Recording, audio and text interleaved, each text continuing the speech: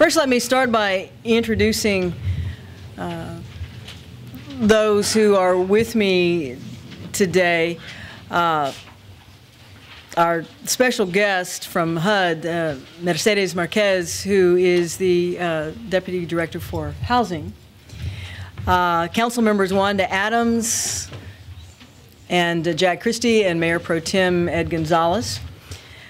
We have representatives from the offices of Congresswoman Sheila Jackson Lee and Congressman Al Green. I have Doris Koo and Michelle Wheaton from Enterprise Communities.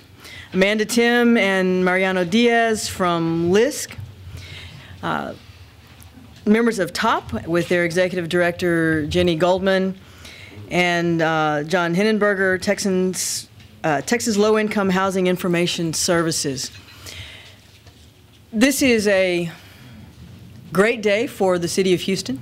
It is a very, very positive step forward and a positive statement of the collaboration between the City of Houston, the U.S. Department of Housing and Urban Development, and a number of community associations.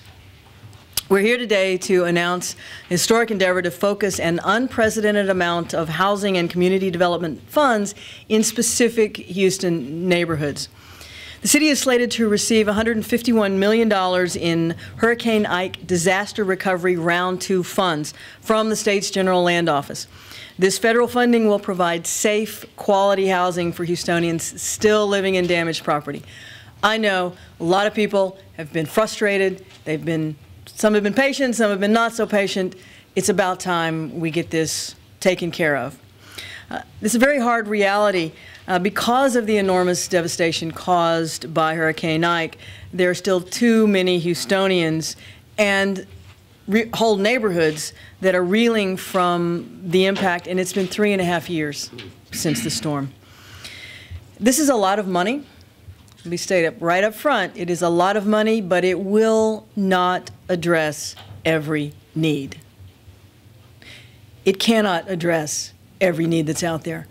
Our responsibility is to make sure that we spend it in a way that maximizes its impact. We have to be very smart about how we spend these dollars. We have a choice. And this is something that I've been talking about since we first sat across the conference table from each other. You know, on one hand, we can take the resources and spread them out across this region as far as they can reach. In my view, that means that the true community benefits are never realized. Or we can strategically target these resources to maximize the transformative impact in targeted neighborhoods. And that transformative impact can be enhanced as we move other community resources in to work with these funds. The decision is something that I started talking about very early on, but it wasn't mine alone to make. And I truly appreciate HUD's unwavering support in this process and the productive way that TOP, Texas Organizing Project, and their representatives worked with me as we worked through this issue. And the really yeoman's work from the City of Houston Housing and Community Development Department, which is a new department with a new attitude and a really the beginning of, I think, what it will be a truly productive partnership going forward. There was agreement that scattering disaster recovery funds throughout the entire city would not have meaningful impact on Houston's neighborhoods. But as always, the fear was that there'd be winners and losers. And how did we get to a place where we could find as many winners as we could? And that's where we all had to sit across the table and have a multi-layer process where a lot of community stakeholder input was gathered in. The parties have decided to target these round 2 funds into the following neighborhoods of opportunity. Before I list those neighborhoods, I want to say these are not the only dollars we're going to spend. This is not our entire housing and community development initiative for the future. But it does mean that in these neighborhoods, we're going to do whatever we can to maximize the other dollars that we can find, the other resources that we have to bring to bear, so that we can be transformative and not just transactional in spending these very precious federal dollars. The neighborhoods of opportunity that we have agreed upon are Acres Homes, Independence Heights, the near north side, 5th Ward, Denver Harbor, Magnolia Park Crescent, and then the Sunnyside, South Park, and South Union communities. These areas are historically disadvantaged, but they're also areas where we have generations of commitment to home ownership, generations of commitment to working together to improve those neighborhoods, and a committed core of Houstonians that want to work together with a little help from us to make their neighborhoods better. We analyze various factors, including income levels, hurricane damage, and potential for revitalization as we pick these core neighborhoods. Again, this is a very common sense, targeted approach designed to achieve the maximum impact of the revitalization efforts. It was not imposed through the Housing and Community Development Department. It was generated in collaboration with stakeholders across the community. And again, it's not just going to be the disaster recovery funds. We are already in productive discussions on how we can leverage these disaster recovery funds into these communities with other dollars that we have available. I want to thank, first of all, TOP and all of the community stakeholders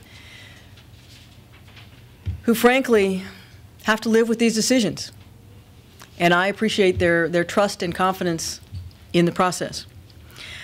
I want to thank the professional support we received from LISC, Local Initiative Support Coalition, and particularly from the Enterprise Community Partners, Inc., which sort of coordinated our technical assistance. We wouldn't have been able to get where we are today without the great technical assistance that HUD provided, and Enterprise Community Partners has been phenomenal. And they're not done yet. And to Doris in the back of the room, I'm expecting a whole lot more work. Thank you. I want to again acknowledge that we've had the great interest of our congressional delegation, particularly Representatives Sheila Jackson Lee, Al Green, and Jean Green, in whose districts we're going to be spending this money, and they've been very interested and involved in getting us to this point. And lastly, to Secretary Márquez, who I will miss. She came in with such a refreshing attitude, and while she's from the West Coast, if I may say this, she has a real Texas kick-ass attitude. Okay, come on. So. As a compliment. It is intended as a compliment, and the reason that the folks behind me are laughing is because they've experienced that attitude, as I have. But sometimes it's good to know that you have the strong partner who's willing to tell you when you're doing a good thing, when you're not doing such a good thing, and to keep everybody at the table working together. And I just wanted to offer her a token of her Texanness. It probably should be a big boot, but it's a Stetson hat instead. Nice.